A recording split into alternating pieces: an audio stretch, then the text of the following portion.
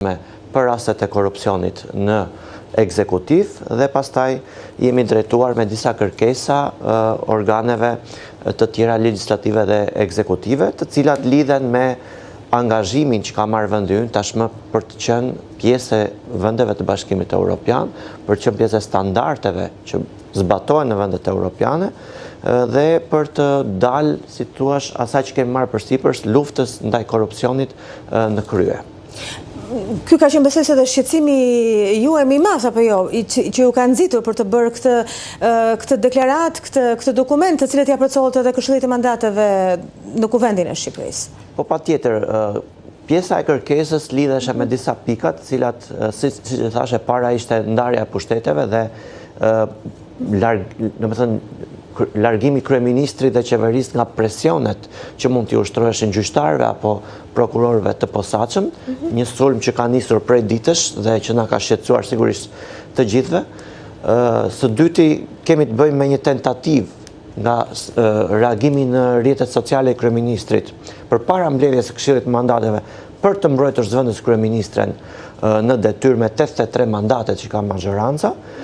nuk ka pse të mbrohet me mandate apo me imunitet, ashtu si dhe ne të dy jemi qytetarë të kësaj republike dhe kushtetuta na jep mundësinë që me avokat të mbrohemi në çdo shkallë të gjyqësorit, na jep mundësinë që ta ankimojmë çdo vendim gjykate të gjyqësorit, por nga ana tjetër reforma në drejtësi ka krijuar tashmë një strukturë të sistemit të drejtësisë që i jep mundësi edhe nëse prokurori posaçëm apo gjyqtari posaçëm ka gabuar, pra ka marrë një vendim gabim ose ka bërë një kërkesë ka tejkaluar kompetencat e tij, kemi 3 institucione që e kontrollojnë punën e tij, që është Inspektorati i Lartë i Drejtësisë, që është KLG-ja dhe KLP-ja. Dhe sigurisht nëse ka ndodhur diçka e tillë, këto institucione marrin masa ndaj gjyqtarëve dhe prokurorëve të posaçëm. Kështu që kjo ishte shqetësimi i parë që kemi ngritur. Shqetësimi i dytë lidhet me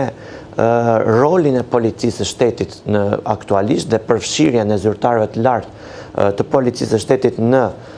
afera korruptive dhe në grupet strukturuara kriminale. Kjo për ne është e papranueshme. Nga ajo polici që ne presim sigurinë, që presim të na mbrojë në raste, dhe këtu kemi qenë bashkë, kemi diskutuar mbi sigurinë në shkolla, mbi sigurinë publike,